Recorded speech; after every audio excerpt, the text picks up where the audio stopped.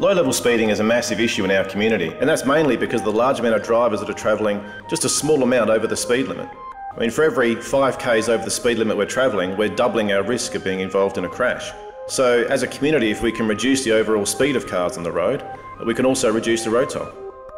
For this job, I've been asked to create a crazy, great big sculpture of people. As far as I can see, it actually hasn't really been done before. You haven't really seen this whole 3D element of people stacked on top of each other as well. My name is Emma Hack, I'm an artist.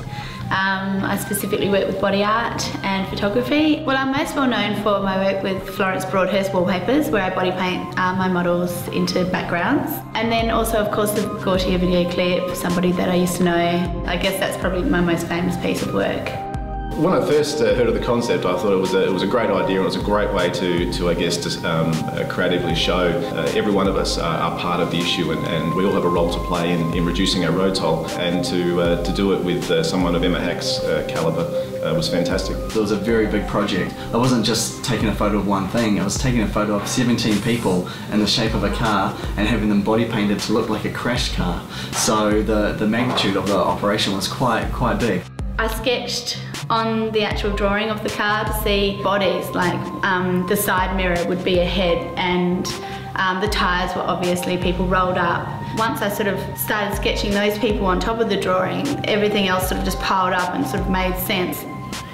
I chose a lot of athletes and bodybuilders for the main part of the car, where they had to be stacked on top of each other, just because they're used to holding weight, and their fatigue level would probably be a lot higher than others. In the front, I used wonderful South Australian Acrobatic Group, and they're a great team because once you start putting them into position, they get where they have to be and they build themselves up on top of it. We got some crates and made a block of crates that would be under the main slick part of the car. The front part, we only put a couple of crates, but then we built it up with sandbags. I was very nervous in the beginning and quite worried about what people were capable of. And it was only when I started actually painting the pieces halfway through the day that I started feeling like it was coming together, and I felt more comfortable. I'm more comfortable with a brush in my hand, you know, that is what I know.